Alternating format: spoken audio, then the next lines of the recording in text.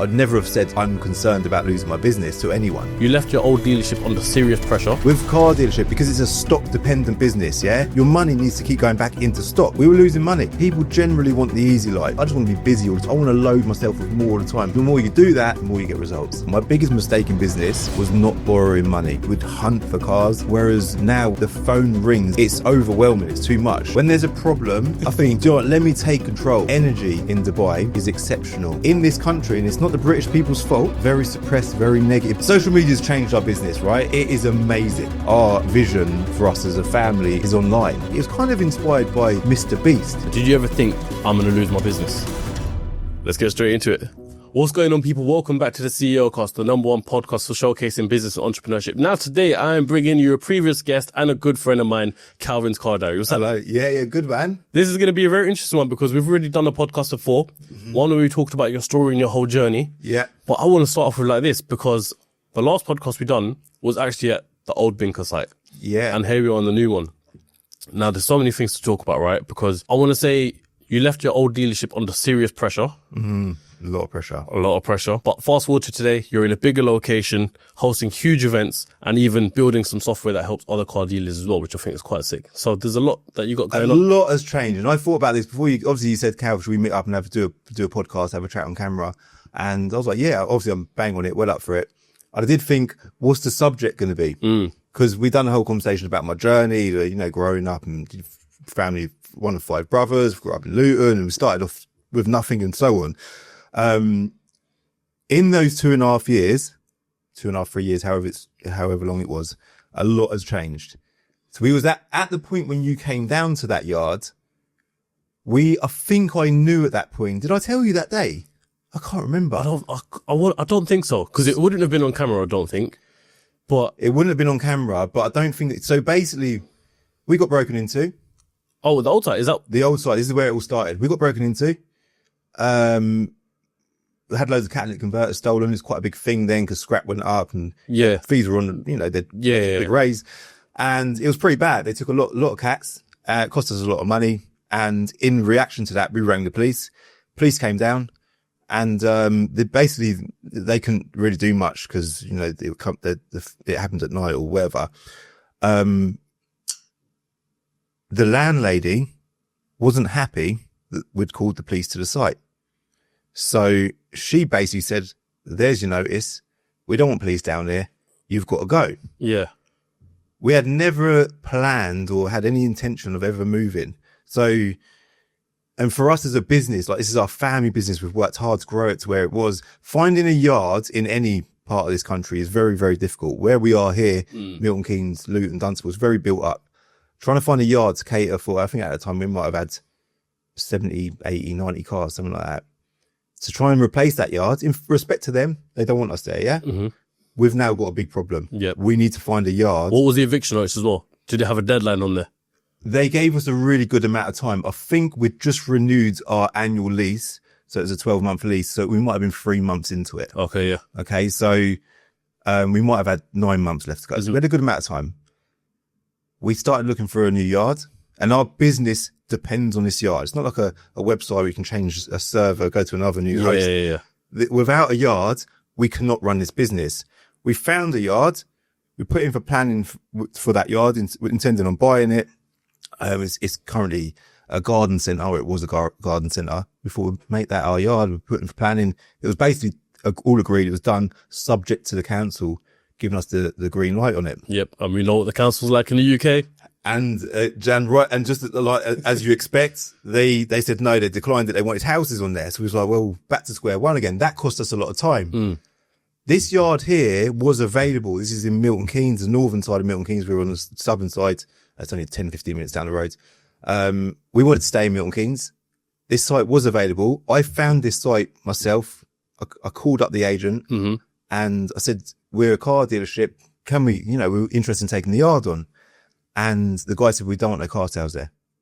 Can't sell cars from there. So I'm joking. Told my brothers, I found this amazing yard. Annoyingly, they don't want no cars there. Then 3 months later, my brother Leon's called me. Cal, you wouldn't believe it. I found an amazing yard in the northern side of Milton Keynes. I've called the agent and they're they want to let it. They want to rent it to us. I was like, yeah, no, I know the yard.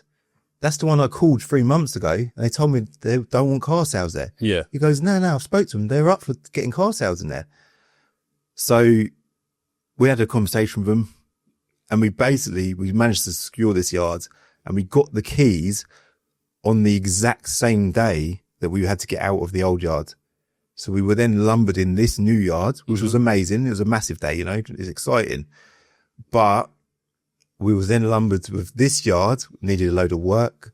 It needed, the cars needed organising. It was like starting from scratch again. I remember seeing the video that you posted on YouTube channel revealing this yard. And I was like, oh my days, I don't know what Calvin's going to do with that. A massive yard, but... Mate, honestly, there's that saying, biting off more than you can chew. Yeah, we was not ready. The business was not ready for this expense. You've not only now got the expense of managing and maintaining or running the business, you've also got the development costs. This yard needs spend. And I talk about this a lot on my channel, where with car dealership, because it's a stock dependent business, yeah, your money needs to keep going back into stock, because that's where you earn your money. If you take money out of stock and put it into development, which is great because you only develop your business. Like, for example, what you've done the painting on the buildings out here. Recently, yeah. Costs money. That's money that's got to come out of stock. This business is a stock dependent business. We were at a good level stock wise at that point. I say that, but we was actually building a couple of houses during this period as well, which is great. Yeah. So part of our plan was we're going to build these houses and sell them, and money was going to be good. We then discovered we had to move yards. The houses, the only way we was going to get them complete was spending more money on them houses, right? To get them done quicker. So then we could release the funds out of the houses. So our pot of cars, if you like, was getting drained by two things. One, these houses that we were building, and two, the development or the relocating of the business. We were losing money. We're losing money. There's probably a lot of money as well. Mate, because the overheads here, they don't stop. They do not stop. At that point in time, it was mega, mega stressful. Like sleepless nights, stressed, anxious. But I must admit that point in time there, although it was extremely stressful, prior to us not getting this yard and not knowing what my future was going to look like, that was more stressful. When I got handed my notice at my old yard, I was like, this is going to be a big challenge. When we got this yard, although I was pressured and it was a lot of stress, I knew that the best way out of this is just to keep going. And I almost ignored the figures sometimes. I was like, forget the figures, just keep doing deals. And luckily we're a big family. We've got a big, amazing team around us. Keep everything rolling. Make the yard a positive on the channel, which we've done. So the channel was, in a great place. Yep. We were still, Planet Dreams, we'd launched Planet Dreams probably about a year prior to that. The concept of Planet Dreams is give money away. Yep. Give money away. I wasn't going to stop doing that either. I wanted to carry on. I wanted to carry on everything that's coming in. I want to spend it all on cars to give away. The game plan was just keep going. Yeah. It was in February 2023 that we took on this new yard. The first Feb 2023 when we moved in. The 1st of January this year, December was a terrible month. Generally is anyway in the car trade. It's a shorter month, and obviously people are doing different things. From the 1st of January, the month of January was the best month that we ever had, right? This January 2025. This January 2025. So we're in year 2 now, or into our 3rd year of being at this new yard. Yep. Those 2 years were stress, financially difficult. Year 3 now, January was amazing. The best month that we've ever had selling cars. Month on month since then, we've beat that month. So the year of 2025, so far up to now, has been incredible. Why do you think that is? Why do you think, if you had to look at it and analyze January, and the months after as well, why is it that January was a great month and then you've kept going, beating it month by month? I just think energy. So when things are tough, it does, not to say that the energy was bad. It wasn't bad. I just think when things are good, you're buzzing, you're energetic, you're naturally like, this is wicked, I want to do more. Yeah. So we were all just buzzing for it. Like January, we smashed it. So we went into the month of February, which is a short month, right? Smashed it again in February. We're like, this is amazing. So, and I don't know, we just continued on it, and it's just, it's paid off. It's been the right energy, right attitude. I think that in itself is a great story and a great lesson for people to learn, because I'm going to put it in my case, and obviously your case is going to be like my case, but on steroids. I remember when I was doing podcasts and I was up and down the road, for example, we done our last podcast at the last bin car. Here we are now, ironically, at the second one, which is cool. But anyway, my whole life revolved up and down the road, going to people's locations for podcasts, till I decided it's time to get a studio. In my head, I'm thinking that's a big cost. That's going to be a lot of money throughout the year. Do I want to go for it? And I thought, you know what? Let's just go for it, see what it's like. Now, the growth point I've had from that point has been immense.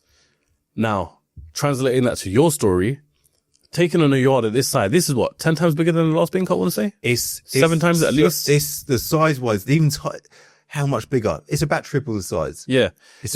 Like, with being at triple the size, you think, how are we going to fill this up? But I think I saw a story or TikTok or something of yours yesterday saying you've only got one parking spot left in this whole yard. Yeah. Do you think that people should go and put themselves under the pressure, or do what they can to grow, though it may be scary at the time as well, whether they're forced upon them or whether they choose to do it, because that is the best way to grow? I think absolutely overstretching yourself, in my experience, has been the best thing that I've ever done. And it hasn't just been throughout that period. My whole life, I've overstretched myself because growth has been the overall goal. We're now in a position where even today, I would say we're massively overstretched, if you like, work-wise. But it's positive. We've now filled up this yard. I'm now in a situation where we've kind of got to look at the game plan again, because the yard, you see it yourself, it's packed out there. Do we now take on a bigger yard? Do we look for a bigger site? I don't know. I don't know what the answer is right now. Well, the conclusion to it really is trying to get more out of each individual space in the yard. So rather than working on small margins and doing big turnover, maybe increasing the margin in every car. I don't know. But for me personally, overstretching has been absolutely key. Absolutely the key. But what I was going to say was, people generally want comfort. People generally want the easy life. I can honestly say that I just want to be busy all the time. I want to load myself with more all the time, because the more you do that, the more you get results. Pressure comes from diamonds. Diamonds come from pressure. Yeah, that's what I mean. Yeah, they do. They do. And I do, even during that period, and genuinely it was horrible. Like seeing your business not going in the direction that you want it to go in is, it's sad, man. But at the same time, I remember going through it, and I wake up in the middle of the night and be like, do you know what? It all makes sense though. As much as this is really difficult right now, I'm looking at everything and I'm thinking, well, that makes sense. That makes sense. You say about our Enter Reg software. That's, again, we just refinance. Recirculate the money. So all the money goes back into it. It's essentially a financial drain, but the future of it is potentially huge. We could have just given up on any one of them businesses. And the best thing we ever done, and we sat down New Year's Eve as a family this year, and I said, you know, the best thing we ever done this year was not giving up on anything. So yeah, overstretch yourself. Interesting. I'm just thinking about it now, because you said New Year's Eve. I think the last time we saw each other, unless we've seen each other since, was at my mastermind in December. Yeah. I think. Was that the last time we saw each other? Yeah. Yeah, no, I think it was. I obviously speak to you quite a lot. Yeah. Time, but no, it meant a lot that you came down anyway, to be fair. It was amazing. I'm going to come to all Enter Reg stuff in a second and everything else that you've got going on, to be fair, because I think it's been immaculate. But coming to the point of how you can maximize each space in the yard right now and the cars that you're selling, I want to say, and correct me if I'm wrong, the caliber of the cars that you're selling have also gone up as well. Because I remember back at the old bin car when I came down, it was a lot of E46 330i's or that sort of range of cars. But now, even when I see you on Auto Trader, when I'm always like, you know, what deal can Calvin do me? And I want to say that though it's the same sort of everyday car, but it just seems like it's going to level up. My biggest mistake in business, I've talked about this on the channel and stuff before, my biggest mistake in business was not borrowing money. And because I've always been of the mindset, build up your money. It's a bit of a safety net. You know, you don't want to borrow. What do you want to borrow money for? Yeah. During this process, we were in a corner. We had no choice but to borrow money using stock funding, right? And you hear all this horrible stuff about stock funding, businesses failing because of stock funding. And we're going to be doing a whole series, well, I say series, a whole story about this on the channel. It was a lifesaver for us. So we started working with a company, and, you know, they give you a little bit and they see how you work, and then you know, they increase. And as a result of us working with this company, who just annoyingly, they're not doing it anymore. So they've stopped. Okay. Yeah. So we're going to be, you know, now looking for a Another new company. Yeah. If you're managing your money correctly and you understand money in, money out, and borrowing money for X rates, you're essentially reselling it when you're buying and selling a car at a higher rate, then it makes complete sense. So yeah, for us, that was one of the things. We then, you know, these houses, they got done. We put a lot of our own funds into the business as well. And we intend on doing that even more. So we've got another property that we're doing some work on that we're going to be releasing some funds out of as well. And again, we'll do, you know, we want to keep putting more money into the cars, because like I said earlier, the more stock you've got, the more revenue you'll generate from that car business. I've spoken to a few car dealers now. Like, for example, I've done the supercar rally back in May, and on the supercar rally was a few dealerships, funnily enough, Blackline, because you met him out in Dubai in December. Yeah. And Dan came to the rally, and then another dealer who's actually here in the UK he's got a dealership in Bishop Stortford. I can't remember the name of it, but he sells like your AMGs, M3s, etc., stuff like that. But they were saying to me their biggest problem, and maybe you could relate to this as well, isn't selling the cars, it's buying the cars. Buying is the biggest problem. Is that something you can relate to? I can't relate to that, because I've got the complete opposite problem where I'm getting offered too many cars, and I mean, it's amazing. Like, we used to, like most dealers, would go out and about and you would hunt for cars. Whereas now the phone rings. If you listen to our phone ring, or you answer the phone downstairs now, 1 in 10 of the calls will be, hi, I'm interested in buying a car. Mm-hmm. The other 9 will be, hi, I've got a car to sell. Yeah. It's overwhelming. It's too much. And like, we're constantly trying to spend all of our money. We're constantly trying to spend on stock. You don't want no money in the bank. You want it in stock.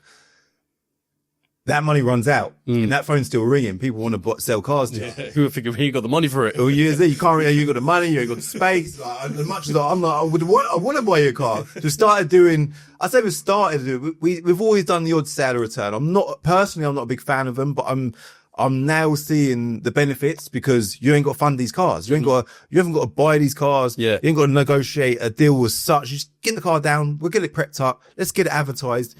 Get it advertised for the right money, and, you know, we get it sold and get a deal done. And you take your fee once the car's sold. Exactly. It's great for business. So we're now trying. Seller returns are good for higher value cars, but generally cars sort of sub 20 grand, you just want to buy them. Yeah. So we've been doing a bit of that, but this is how Enter Edge come about. Enter Edge for us was a bookkeeping platform. We have a software company within our family. My brother Curtis runs it, and we built Enter Edge just to manage our stock at Binker. Back then it was the car buying shop. That's now evolved to become a dealer software for many dealers across the country.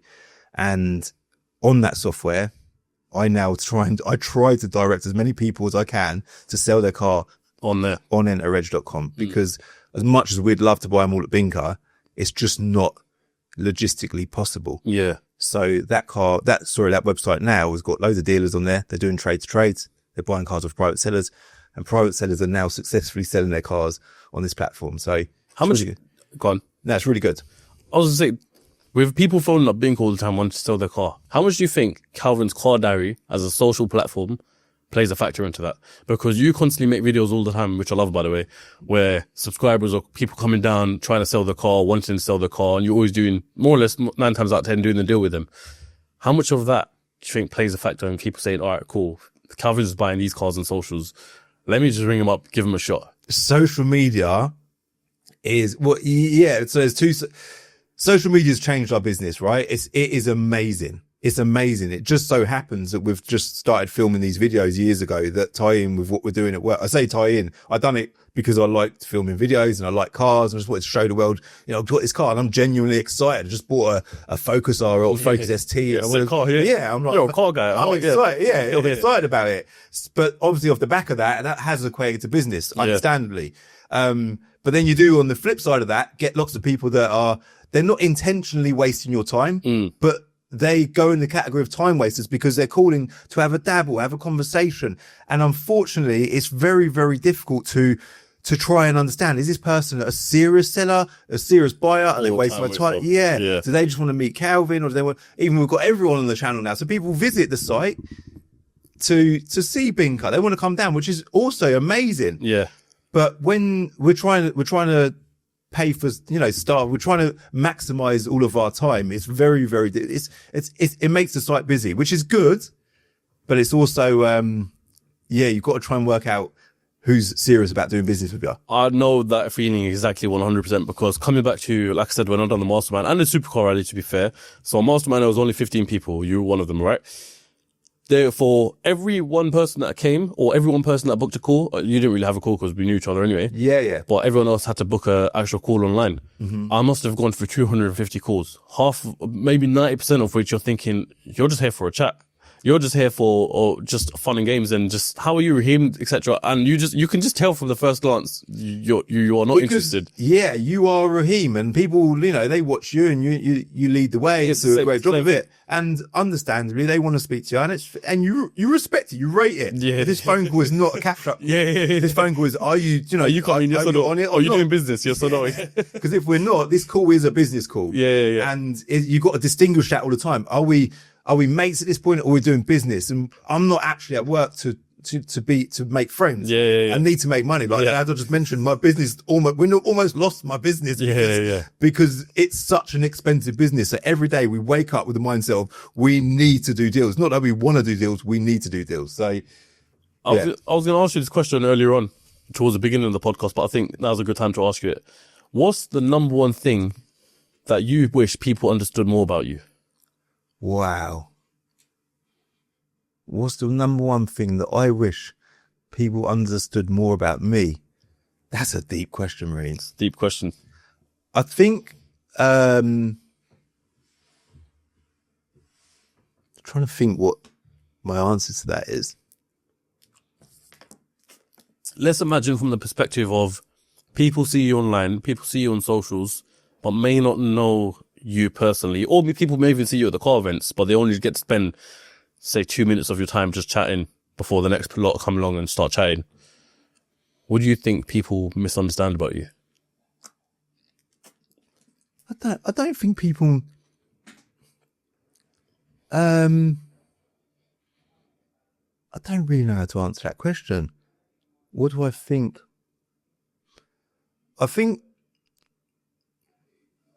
But even this is not really a great point. I was going to say my priority when filming a piece of content,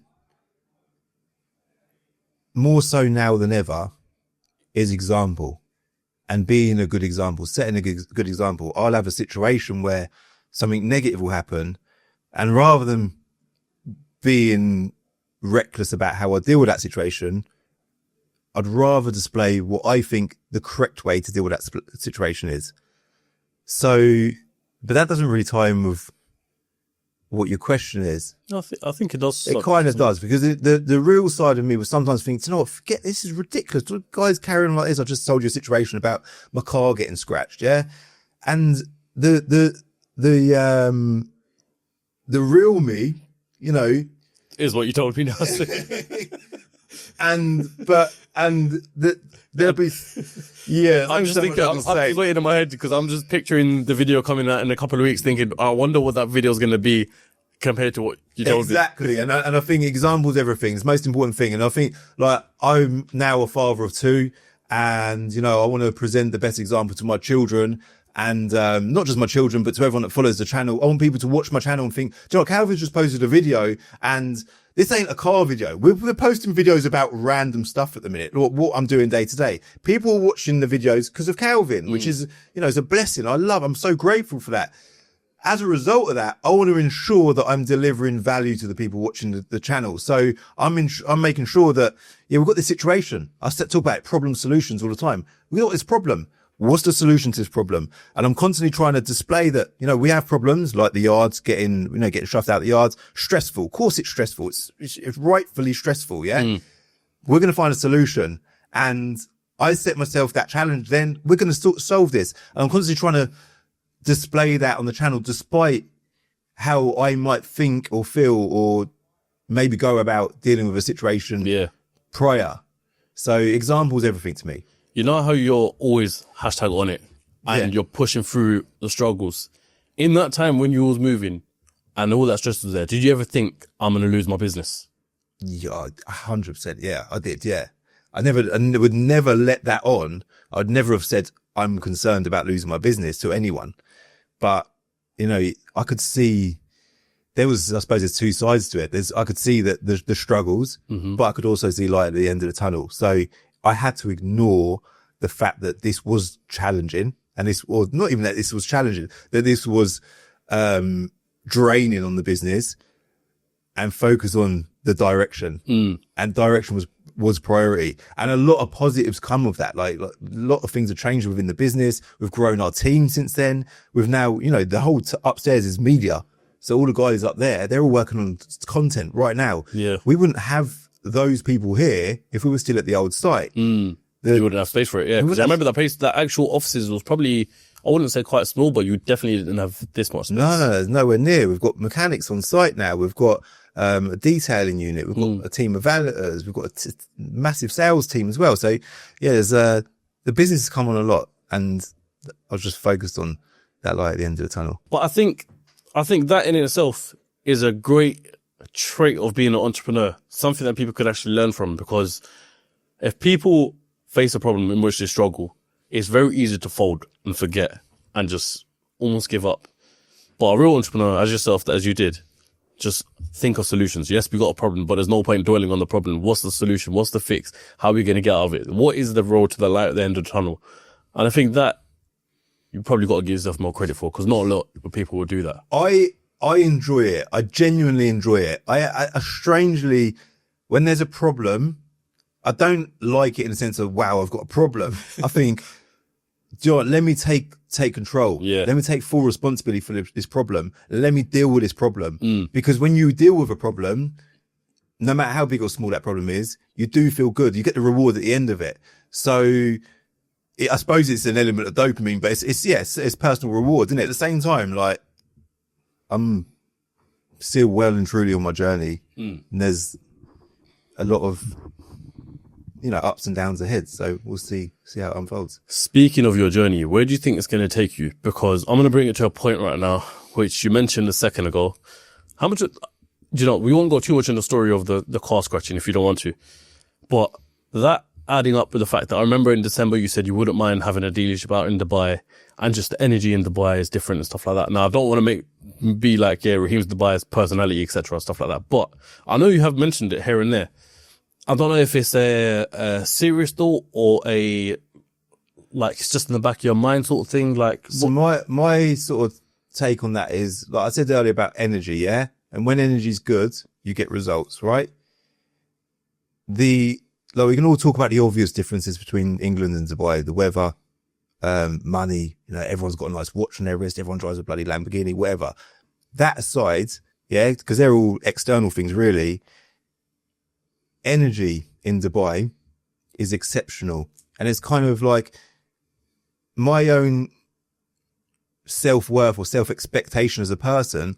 I expect that energy around me. I expect to, I'm a positive. I try to be positive. I'm trying to be productive, creative, trying to make stuff happen as often as I can. But in this country, and it's not the British people's fault, they're very suppressed, very negative generally. Yeah. That's just a general feeling on the energy in England. And that's a battle. That's a daily battle. Whereas in Dubai, it's the complete opposite. So you're feeling energetic, you're feeling buzzing, you're feeling motivated, feeling driven, but then everyone around you feels like that. and everyone around you is encouraging and motivating you, and vice versa, you're motivating them. So as a result, you just got this ball of energy, these teams of people feeling energized to do more all the time. And everyone's on the same page. Ultimately, men just want to achieve. Yeah. We just want to, it ain't money. It's not just money. Anyway, it's about where you can get yourself to, how far you can push yourself. It's about establishing yourself, achieving more, doing more, because that's your worth as a man, isn't it? That's what because people don't necessarily, no one watches Calvin's videos or see Calvin's achievements related to money. No one necessarily cares about the bank figures or anything like that. People say, wow, look at this place. Look at what, Calvin and his family have done, the deals they've created, the platforms they've made, Planet of Dreams, etc. People look at that stuff, what you've actually built. And as men, that's what we all appreciate and we can all want to achieve. Yeah, exactly. Yeah. Which is nuts. But would we ever see like a binker in Dubai or anything? I'd never say never. The only thing, I'm attracted to Dubai as a place to do business. The thing that, if you're good at making money, you should be able to make money anywhere in the world. Mm-hmm. And with my personal brand, if you like, I could go to Dubai and film content. Mm-hmm. I could go to Monaco and film content. I can go to you could go anywhere in the world, and film content. It's the power of content. Of course it is. So maybe doing a line of content in Dubai, maybe working alongside another dealership in Dubai where we're out on the road buying in Dubai. Like I could have it, like I say, it's a series. It could be a series.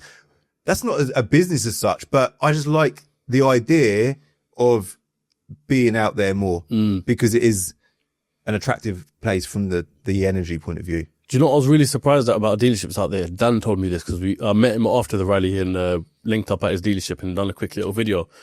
They don't have HPI checks in Dubai. Yeah, I know they don't. It's mental. You don't know how many previous owners the car's got. You don't know if the mileage is genuine or anything like that. It's pretty much just on trust. Yeah. I think that aspect is mental. It's crazy. We're even Enter Reg Dubai, so we built this amazing system over here. That system can be anywhere. Yeah. We could build, we could quite easily adapt it to the Dubai market. And there's a demand there for that. It's very easy. I've not explored that as an option, but knowing that there is nothing really like an online history valuation checking tool in Dubai, like we've got that here. Yeah. We could just move it over there. Yeah. Change servers to Dubai. Yeah, exactly. But it will happen. Someone will do it. Probably someone doing it right now. But yeah, the car market's completely different over there. Let's talk about Enterreg because I love businesses, right? I love car dealership, but there's nothing that excites me more than software because I know where it could really go. Yeah. I want to build a software company at some point because, for example, that video that we had on the mastermind on the Palm, that cost in the region of £10 million. I only look at that as obtainable by building something like that and being able to sell it. And then you've got just a F load of cash there ready to spend on this Lambo, all of it, everything you want, basically. I associate that with software because that's where the money's at, especially tech. Now, people may not understand it and Enterreg, but what is your ultimate goal for Enterreg? Is it bigger than Binker? What are you trying to do? Yeah, without doubt. So I suppose answering your question, what are we going to do at Binker Dubai? No, we're not, because our vision for us as a family is online. Like I've said it myself. We've got all these customers coming to Binker. We just know the solution is to get all of them customers online and have an online piece of software dealing with all of them customers. That then is more efficient. You then got people signing up. You've got traders. We've got, I don't know how many, we've got over 2,000 traders on there right now, right? That will grow. And they're all running their own businesses. They're all earning money on there. They're all, having a success on there. They're doing all the manpower. The software can accommodate for endless amounts of traffic. Yeah. And like you say, that kind of money, it doesn't come from, it's more available with a piece of software. How's it work then? So it's a trade only platform. Yep. Do you take commission or cut off every single sale on there? No, customers upload their cars for free. Traders pay to be on the platform, monthly fee. Oh, is it? Okay, so it's a fixed cost. It's a fixed cost. And depending on how much you use the platform, depends how much, how much you pay. But yeah, so they sign up, they use the platform, they can buy cars in there, sell cars as well. Even the network trade to trade is it's valuable. Yeah. And it exists purely because we can't cope. Like we don't depend on it. We don't make no money out of it. It'll all just reinvest. The team that builds it is expensive. Trust me. It's a lot of money. And it's an endless dark hole that you're throwing money into. But it's doing a good job. It's dealing with all the workload. It's fixing this problem that we've got.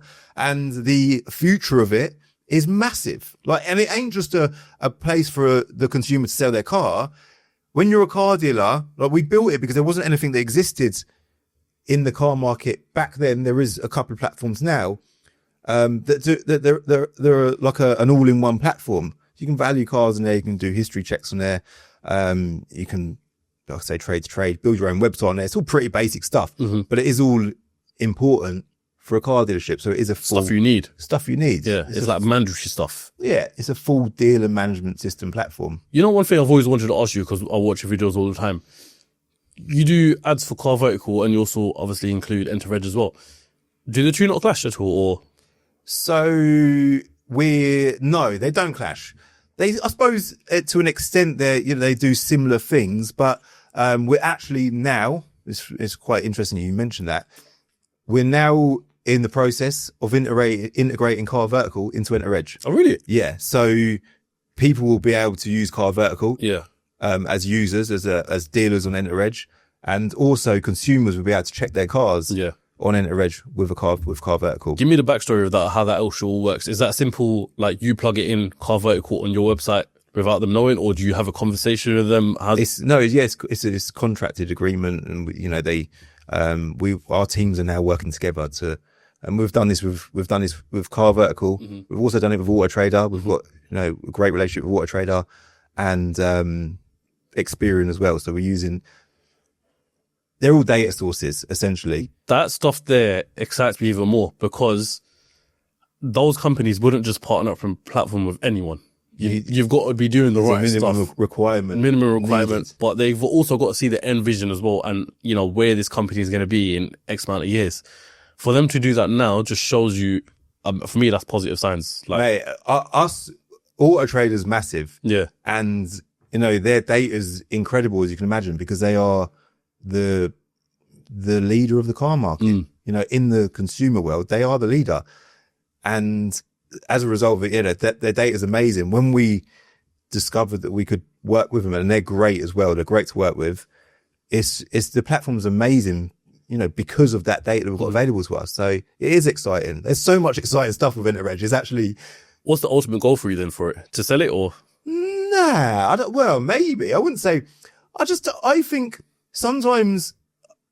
I don't feel like I've been asked that question a lot. What is the ultimate goal? I don't have an end goal for any one of my businesses. I just enjoy the journey. And I think I was just going to say, like, you as a person, you focus on just doing what you're drawn to every day. Yeah. And the end goal is, what is the end goal? It's going to be good. It's going to be good. And I think when you're focusing on just in the short term, just trying to push that, grow that, do a bit more there, spend a bit more time, encouraging that in the right direction. When you're constantly doing that over a period of time, you're getting growth everywhere, which is what we're seeing right now. And the end goal for all of these platforms or everything that we're doing is obviously massive. It's going to be massive, but would I sell one or all of them? I don't know. Maybe. But then I've considered this. It's a scary thought. If someone said to me today, I'll buy Enter Reg off you, but it's the subject of conversation in our family all the time. Yeah. Do we then not talk about it? You then got a pot of money, but what do you do at that point? What do you do? Like, my life. But then you've got other businesses to run as well. Yeah. You've still got Binko, you've still got Planet of Dreams. Have you still got Car Buy Shop? We've faded the car buying shop out. So with the car buying shop, we've still got it, yeah. I say we've faded it out. We've actually just set up a new car buying shop. so just because the car buying shop is a great business, because people, as much as we all want to go online, yeah, and the online thing works, with selling your car, it is also very much relationship based. So we've built, as you can imagine, a lot of relationships with people that sell their cars, right? Yeah. Petrol heads, consumers, they want to just keep coming back to us. I just want to go to Binker to sell my car because I've dealt with them before. They're amazing. the car buying shop, if you like, has created that because consumers, when you're in front of them or they're in front of you, there's a human element there. And sometimes they'll say, do you know what? I want £3,000 for my car. We'll say it books at £2,200, but we can give you £2,500 for it, for example. Yeah. They might think, I say to them, you can sell it on eBay, you can go and exhaust all options, go on online and try some of these online platforms. 9 times out of 10 or more than that, they'll say, do you know what? I'll just sell it. I'll just let you have it for £2,500 because convenience, relationship, they know there's no fear, there's nothing's going to go wrong. It's a business. Whether they've dealt with you or not is irrelevant, but they know that it's going to get dealt with. Yeah. And it's, there's still a demand for that. That's my point. Yeah, no, I see a lot of like the car buying platforms popping up online. Like, for example, Carwow, they advertise it in their videos all the time, buy and sell your car online sort of thing. So I always ask the question of, it's always great to have, like car buying shop, physical locations. But I know a lot of these online platforms, you just do it all online and then someone comes picks up your car from your house or something like that. That's the theory, yeah? And it's good that you mention this because this is also, because there's been like this storm of online car buying companies, right? And Carwow and Motorway are the main two. Obviously, we buy a car, they buy them themselves, so they're slightly different. The issue is, not the issue, the challenges that they're going to be faced with are they're sending a trader to a private seller. That's when the deal happens, on the driveway of the customer's house, yeah? Of course, yeah. Because the trader's going to come along and say, we quoted this much online, but they're going to tire kick it down a bit more. It's in their favor to tire kick. Yeah. Yeah, because they're going to knock the price of the car. And customer now is like this beautiful price online that they've seen. It's gone through some kind of online auction, and then they're like, oh, your car is sold for X amount. So the trader then goes to the house, they're trying to do a deal. Understandably, they're a business, they want to get the price down. Whether that's with like the right intentions or not, that's a grey area. Expand on that. What do you mean with the right intentions or not? Because some people do just try and knock the price of a car for no reason. Some people will genuinely like try and just hammer the price of the car with no reason. When it's justified, the wheels need refurbing, needs a couple of tyres. Yeah. It's due an MOT, whatever. Or you didn't tell me about this or that. Then that's fair enough, yeah? For the online platform to try and judge whether this is a reasonable situation or not, that's difficult. Consumer then potentially, and I'm seeing a lot at work here, the consumer in some cases is then unhappy because their expectations were up here. When it's come to doing a deal, that hasn't met their expectations. As a result of that, you've got all these disappointed consumers. And I think personally, because they're trying to intervene in the deal and it's a business, they've got to earn money, they're stepping so far into that deal that it's actually causing friction between the buyer and seller. Whereas with our platform, you just leave them to it. And, we're not trying to nick no money out of the deal. The negative to that is we don't make as much money. So it's volume then, isn't it? It is volume, yeah. It's about trying to get the platform to grow and get more users on the platform. So I get it from a money point of view. It makes complete sense. But on the driveway of the customer's house on the day of the sale, I'm hearing a lot of stories where consumers just haven't been happy with the process. So I've had one experience with a company. I can't even remember which company it was, but I had an X5, 2015 or 65. I can't remember. No, it was 2014. Online, it was quoted at 23 grand or something like that. They came to my house and offered 19. And I was like, you're taking the actual mick. Like, how are you offering 4 grand less than what? £4,000 a lot of money. And I was like, no, we ain't doing a deal in that. But he was there for a good hour or so trying to actually get me down to that figure and convince me and everything. And I was just like, I'm not doing that. What was his reason? Like, and what did you feel the value of the car was in the trade at that point? I don't know about trade figure because I was never a trader, but I saw an auto trader that it was going for at least 26 or 27. So I thought, okay, cool, 23 sounds cool. But I'll take Sounds that. reasonable as well, like for both sides. Because there was none on Auto Trader cheaper than 25. So I thought, okay, cool, 23. Whoever buys it can make 2-3 grand, whatever the case is, and jobs are good.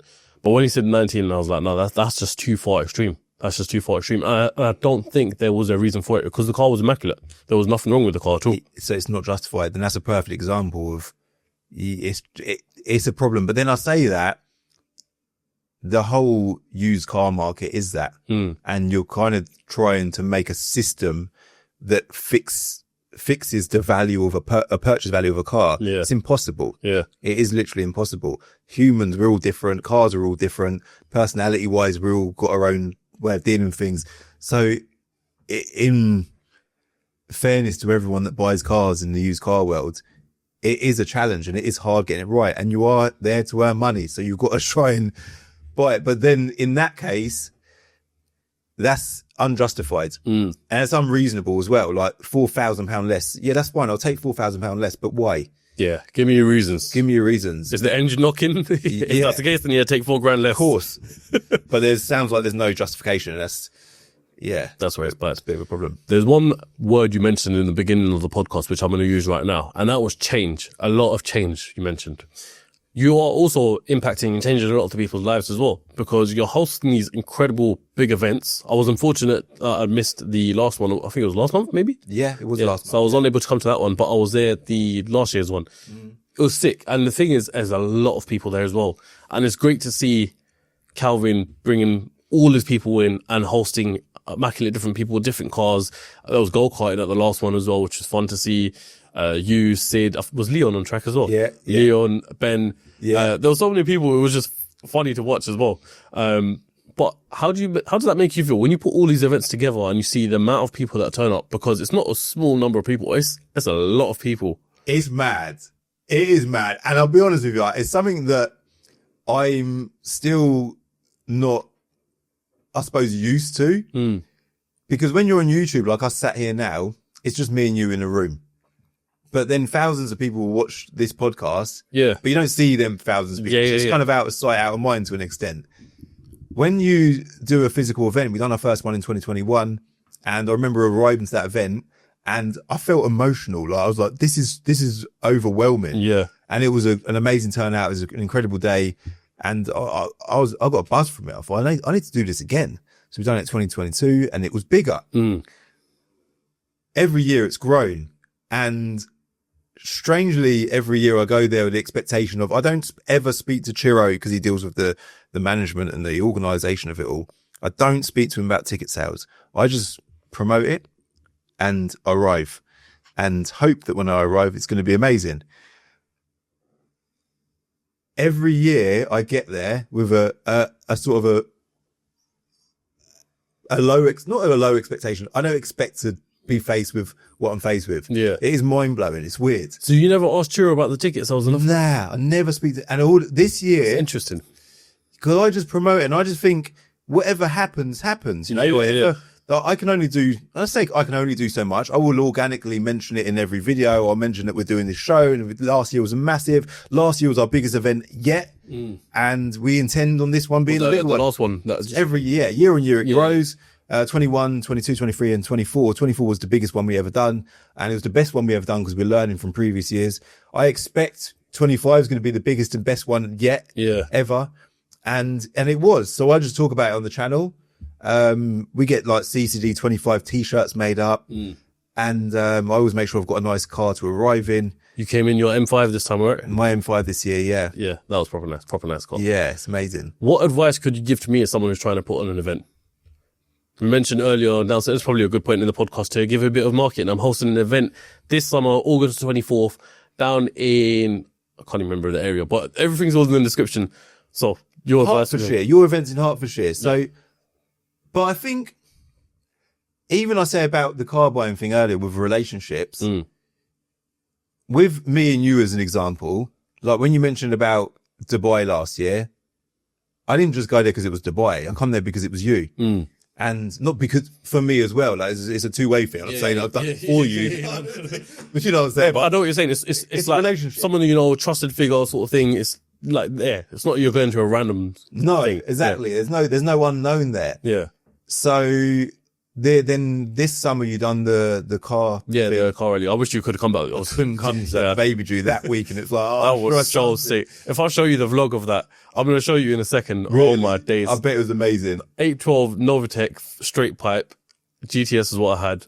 And there were so many other cars. It was like, I was actually blown away. It was your birthday as well, wasn't it? Yeah, I done it. I planned it for my birthday. For your birthday, yeah. I don't do anything for my birthday ever. So I thought, what else would I want to do? Drive around the mountains in Dubai in a nice car. Why not? Oh, who could join me? Oh, also a good time to make money. So Perfect. let's go for it. Yeah. And it was sick. It was sick. Yeah, I wish you would have actually loved that one. But I've decided as well for the next mastermind I do, which will be in December, I'm going to combine the two, mastermind and then follow it up by a supercar. That's a drive good car. idea. So I'm still going to maybe possibly do the yacht.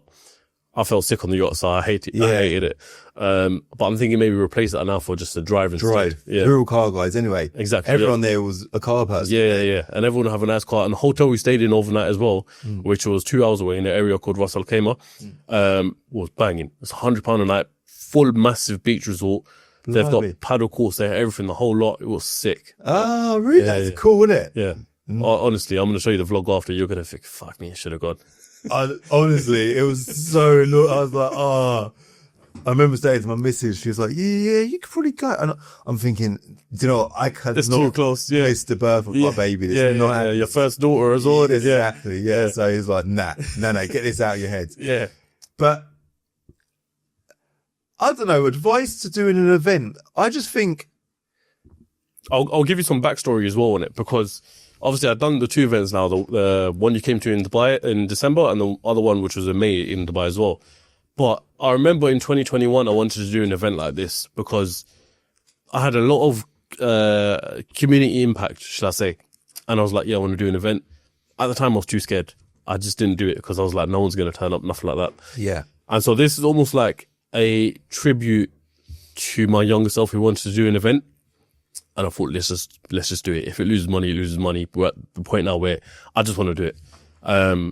So far, just off the back of stories, I haven't put any YouTube content out in terms of this is what we're doing. Haven't put in it, featured it in any podcast. This is the first podcast that I'll be mentioning it.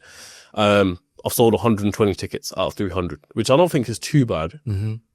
But I'm always like, why right. So straight away, I'm going to say to you, and I've got a friend who does a big event every year. In fact, it's coming up soon. And last year he done his biggest one ever. He said to me, Calv, how do what do you do about ticket sales when you build up to your event? And I told him exactly what I just told you.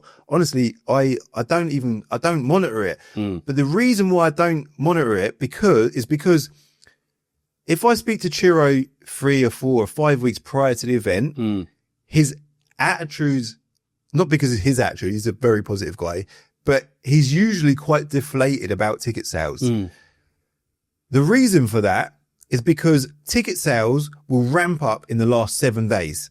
Yeah, I've heard the exact same thing. Yeah. Urgency is everything. Yeah. We all act on urgency, whether it be whatever it is anywhere. Yeah. It's all about, what do I urgently need? I've got the weekend coming up this weekend. I've got nothing planned. What am I doing this weekend? There's an event on. I might go to that and it's in front of you. Monitoring ticket sales prior to that 7-day window, I think for you to have had the success that you've had so far with sales is incredible. You might sell a third in the weeks leading up to the event, and then the rest will sell in the last 7 days. Where on your final day, the event is tomorrow. That's your promotion. Yeah. We do it with Planet Dreams.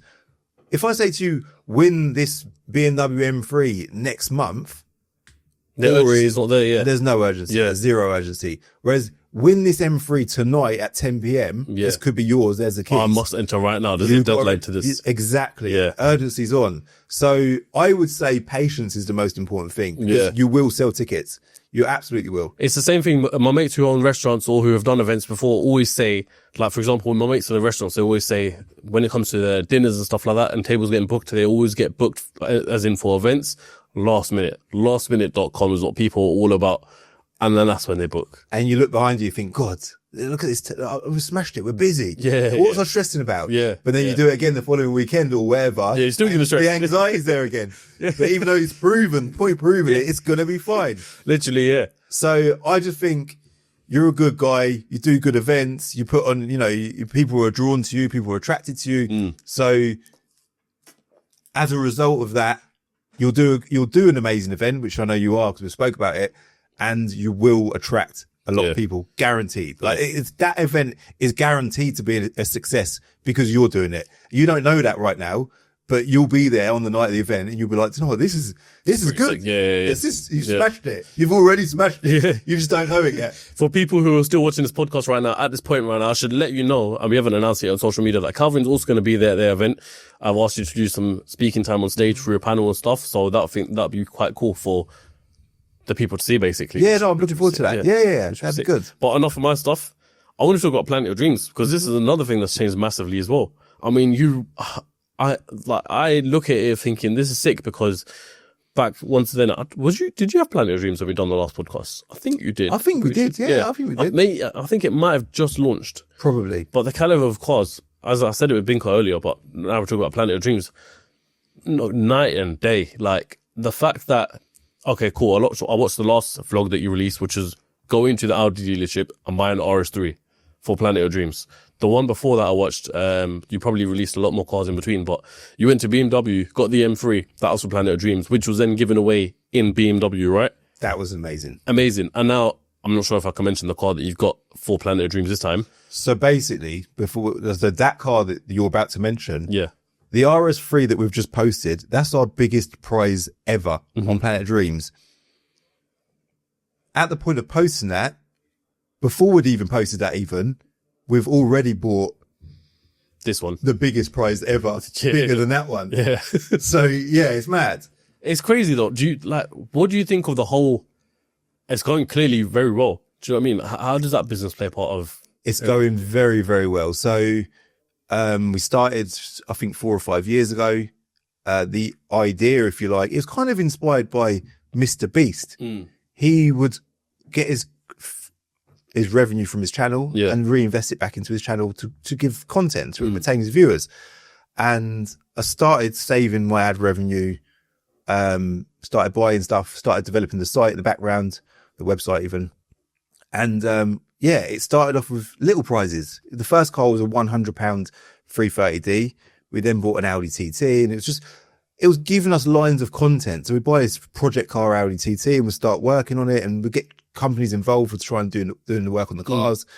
And, it gave us content. And the vision was, imagine one day we could go to an Audi dealership and buy a newish Audi, and then do a project on that. That would be amazing. It's took years, but we're there now. So we've constantly given back all the money it's generated. We could put it back into development, staff, obviously running costs of the business, but prizes. And we've just passed £1 million worth of giveaways. So we've now given away £1 million, or well over £1 million.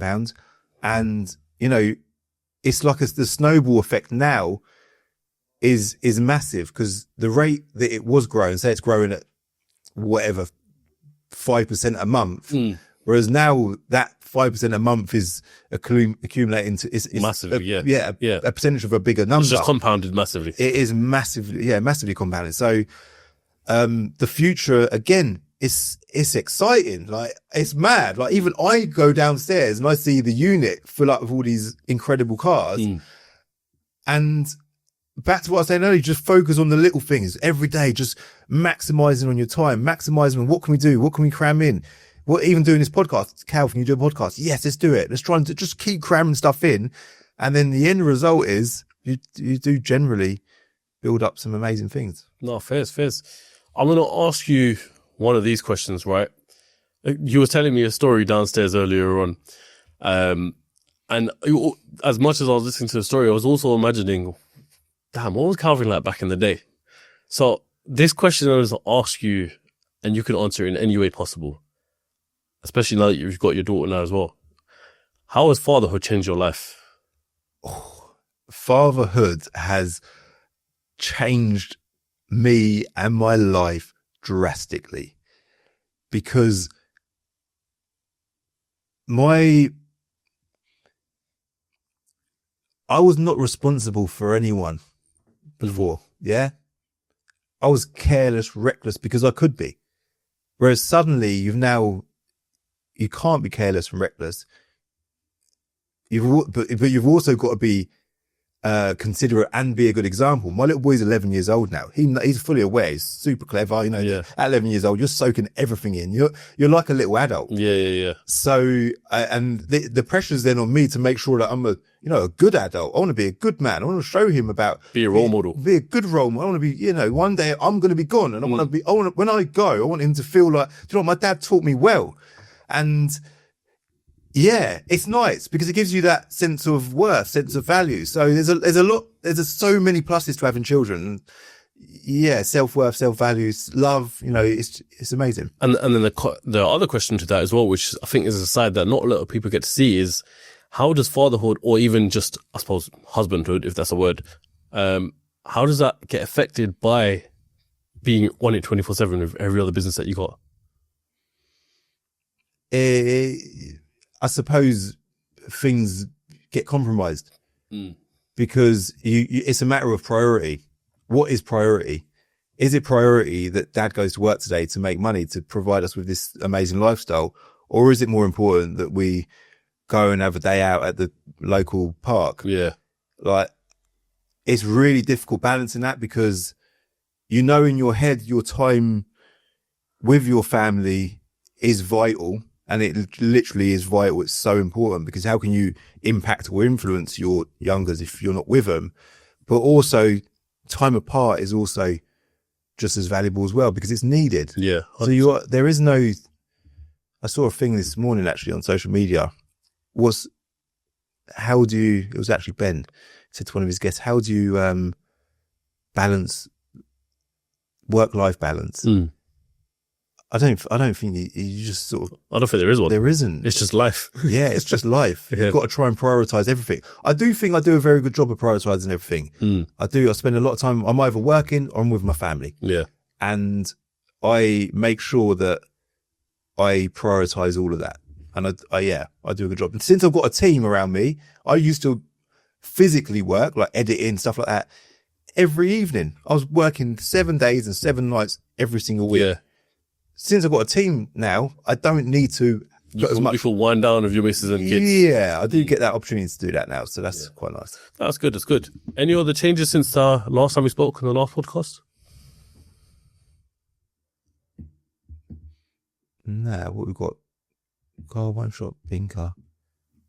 The levels are like that when you got to count your businesses. I don't think you got enough fingers on your hand. The only one that we don't give any effort to whatsoever is NAFCO 54, the clothing brand. Oh yeah, I forgot about that. Why not? Because it's just outside of what we do. Like it's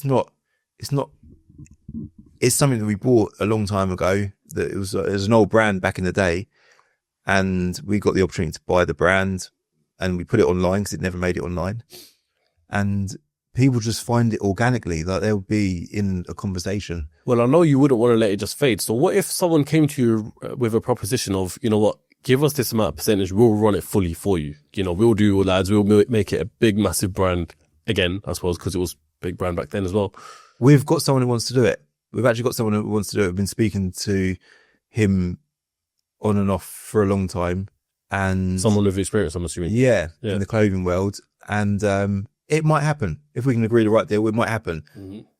Never say never. But for now, it just sits in the background and it does all right. It's people love it. It's like nostalgia. They buy it because they remember it from back in the day. It's an old 90s brand. And they buy it for whether they might just go into a 90s party or whatever. They end up, they buy it. They find us one way or another anyway. They find it, yeah. You probably promoted it so many times in previous videos because don't forget, a lot of the YouTube videos get seen maybe from 3 years ago. People still watching them now. Yeah. If you had a NAFCO link in that video or spoke about it, I'm sure people would just be like, yeah, I'll go buy it. Yeah. Still there. And they go and do exactly that. Yeah. I want to ask you one last thing. And this is a question I used to have back in the day on the podcast, but I feel like it's we're on the topic of nostalgia, so let's bring it back. And that is, what does success mean to you, Calvin? Success to me is, I think, peace within yourself, feeling like, when just staying true to your words, being responsible, being a good man, being a good human, finding peace within any of your insecurities. If you react a certain way and feel like, why have I done that? Let me not make that mistake going forwards. Just ironing out all the creases within yourself, because we've all got them creases, and just finding 100% peace in yourself. And further to that, would you say you have that? I'm definitely the best version of myself today than I've ever been. 100%, because I constantly work on myself a lot. That's good. Everyone needs to. Everyone needs to. And I think it's something maybe I didn't do myself for a long time, but I think self-criticism is really important. Are you still at David Lloyd? Yeah. Yeah? Yeah. You enjoying it there? Yeah, I love it. Love it. Yeah, my one's all right. But you know, the issue I find that I'll only mention this because you said work on yourself and, you know, obviously gym and stuff like that comes into factor. But the only thing I find with that place is you just spend too much time there. Maybe not in your experience. For me, you can do, yeah. You get sucked into to try and go in there and bang out a gym session and get in and out of there. Yeah, it's very difficult. But I love it. Yeah, I do like it there. And back to environments and energy. There's generally a good energy in David Lloyd because the type of person. You just go in the car park and you see the energy. The car, yeah, literally. It's quite it's a nice vibe. It's a nice environment. Yeah. So I think it's worth every penny for that reason. Yeah, no fairs. Well, Calvin, any last messages for the people who are watching? Nah, I'm just grateful, man. Like, I'm grateful that my channel is all going really well. I'm grateful my business is going well. Like my family around me, got good friends. You know, I'm just happy. And where can people find you? Calvin's Car Diary on TikTok, Instagram, YouTube. They're probably already following you anyway, to be fair. Maybe not. No, they definitely are. Guys, look, the usual message is always subscribe, like and share and comment your feedback. I want to hear a lot about what you think about Calvin's story and his success so far. But also further to that as well, we are doing a CEO Cast event live in August 24th in Hertfordshire. The details are all in the description. Early bird tickets are still live. We've still got a few VIP tickets left. So make sure you come down. I'm going to have a bunch of podcast guests there over as well. Make it one of the best days possible. So if that's something you fancy, then please do come down. That's the only event I'm going to do in the UK, to be fair, and then I'm done. Really? Yeah, maybe. But peace, guys. Thank you very much for watching. Sweet.